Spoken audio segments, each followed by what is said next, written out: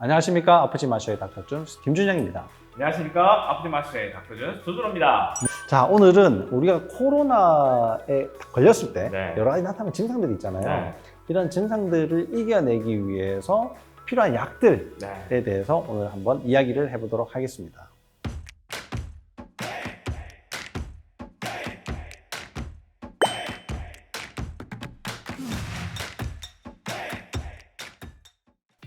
자, 첫 번째 네. 질문입니다. 자, 코로나 치료에 처방받는 약의 종류는?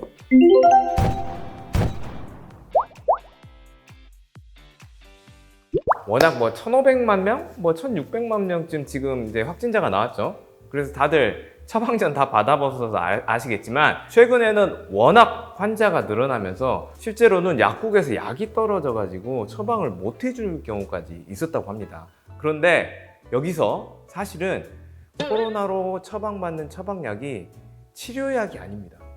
그냥 증상 조절제일 뿐입니다. 치료약도 나왔지 않습니까? 나오긴 했죠. 그래서 일단 이제 팍스로비드라는 일단 약이 메인 약이긴 하겠지만 이런 것들은 보통 나이가 많거나 또 고위험군인 경우에 이제 처방을 받는 거고, 나머지 경우에는 진통 소염제, 해열제, 그리고 이제 기침 가래가 그렇게 심하지 않습니까? 그래서 기침 가래도 알약으로 먹기도 하고 이제 물약으로 또 먹기도 하고요. 그리고 이제 콧물이 줄줄 난다는 분도 있거든요. 이제 이런 분들인 경우에는 콧물을 줄이거나 또 이런 재채기를 줄일 수 있는 항히스타민제, 오히려 더 심해지는 경우면 스테로이드 같은 약을 조금 쓰기도 하죠.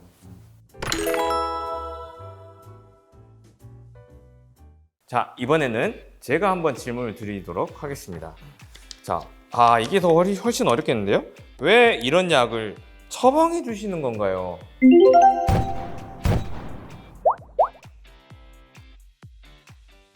그 제일 흔한 증상이 네. 기침 가래지 않습니까? 기침 가래다 보니까 이걸 가래를 삭히는 약을 드리는 건데 이 점막을 녹이는 약이에요.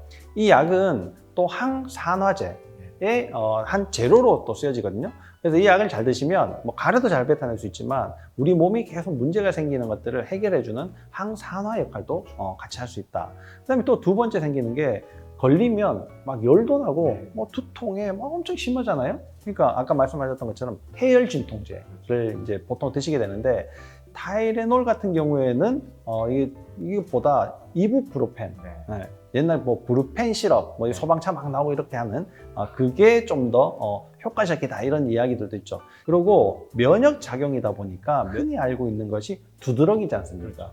이런 증상이 피부로 나타나서 두드러기다 이렇게 얘기하지만 내 몸에서 알러지 증상들이 많이 생기거든요. 물론 콧물도 나고 하기 때문에 항히스타민제 이런 것들을 처방을 하게 됩니다. 근데 이걸 종합적으로 다 좋게 해주는 거, 이게 스테로이드거든요. 스테로이드는 좀 위험한 약물이지만 단기간 짧게 굵게 이렇게 쓰시면 여러분들이 코로나를 또 이겨내는 좋은 약이 될 수 있을 거라고 생각을 합니다.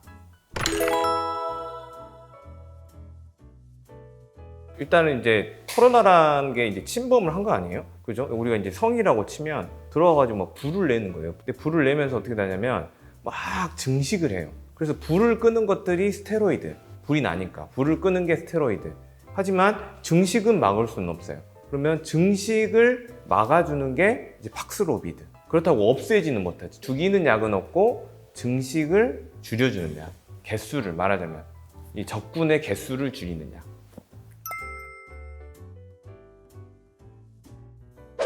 자, 이번엔 조금 어려운 질문이 될 겁니다. 제가 빨간색이잖아요. 자, 코로나 면역력이 높으면 안 걸리나요?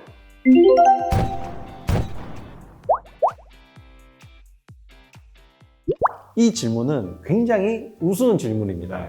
이 왜 그러냐면은 세상 모든 병 있잖아요. 네. 내가 알고 있는 모든 병, 모르는 병까지 다 해서 면역력이 좋으면 걸리는 병이 없습니다. 내가 선천적인 문제, 유전자의 문제가 있다. 그러면 어쩔 수가 없지만 그 이외의 문제들은 다 면역력으로 쉽게 이겨낼 수가 있어요. 상처가 났다. 면역력이 좋으면 금방 나요. 감기 걸렸다. 면역력이 좋으면 금방 낫는다고요. 코로나도 마찬가지입니다.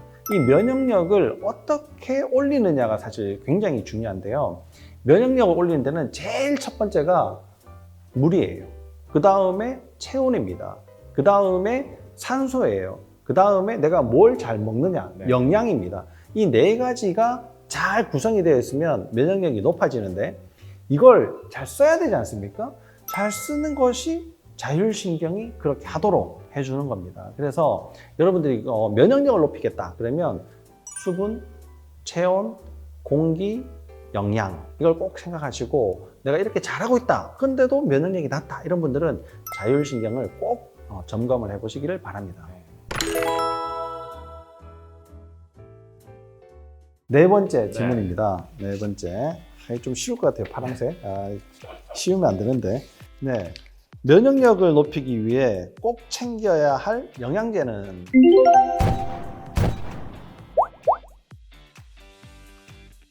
환자분들하고 저는 이렇게 상담을 드려요. 이제 면역력을 항상 물어보시잖아요. 그럼 이제 면역이란 건 뭐냐? 근데 저는 군대라고 설명을 합니다. 말하자면 우리가 물리적인 성벽을 가지고 있어요. 그 성벽을 코로나가 막 무너뜨리고 들어오고 있는 거예요. 결국에 이제 우리는 코로나를 잡혀보지 못했기 때문에 성벽이 무너지거든요. 그러면 처음에는 우리 이제 경비병들이 해결을 하려고 하지만 또 무너지겠죠. 그러면 이제 교육을 받게 되는 이제 정규군들이 들어오거든요. 근데 그 사이에 무슨 일들이 일어나냐? 이 코로나라는 적군이 들어와서 막 불을 내고 막 약탈을 하고 이런 일들이 일어나요. 여기에 맞춰서 생각을 해보시면 됩니다. 첫 번째, 이 장벽이 튼튼해야 되거든요. 우리 몸의 장벽은 점막, 코점막, 기관지점막 이런 데로 호흡기로 들어오지 않습니까? 그래서 이 점막의 핵심인 물, 그래서 물보다 중요한 영양소는 일단 없습니다. 두 번째, 그 물을 잡고 있어야 되는 영양소가 당영양소라는 영양소가 있는데 그거는 저번 편을 보시면 될 것 같고요.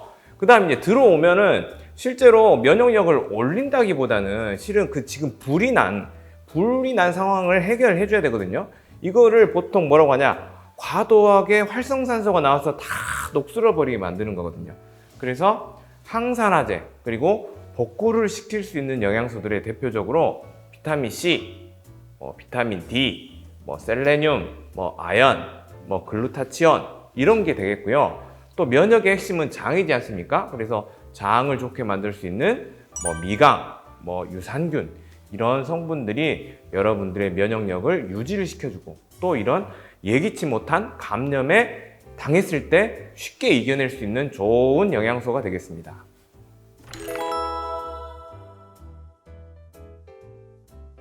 이게 우리가 100% 완벽이라는 건 없어요. 내가 건강을 지킨다 그래서 무엇을 해도 100%는 안 되기 때문에 코로나를 걸릴 수 있거든요. 근데 운동을 실컷 하고 잘 먹고 막 이렇게 해서 지 건강을 막 챙기는 사람이 코로나에 걸렸어. 그럼 우리가 어떻게 얘기하냐면 아유 그렇게 해봤자 소용이 없네 이렇게 얘기하지만 그거 다 헛소리입니다.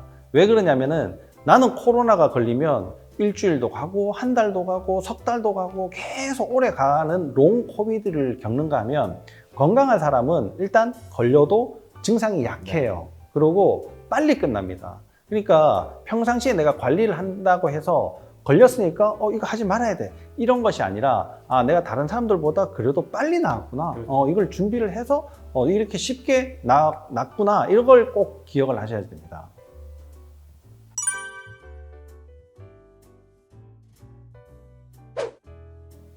자, 이 코로나라고 하는 것이 생뚱맞은 그런 바이러스가 아니에요. 옛날에 사스, 메르스 이런 것들을 다 겪었지 않습니까? 이게 어떻게 변종이 되느냐에 따라서 우리가 사스다, 메르스다, 지금 코비드다 이런 식으로 이제 계속 부르고 있는 거거든요.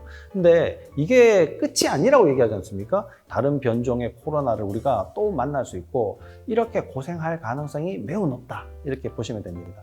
그 사이에 여러분들은 면역력을 충분히 키워놓으실 수 있도록 노력을 좀 하시고 또 속도보다도 방향이 중요하거든요. 그러니까 내가 면역력을 키울 수 있는 올바른 방향이 어떤 건가를 아프지 마셔에서 꼭 확인하시길 바랍니다.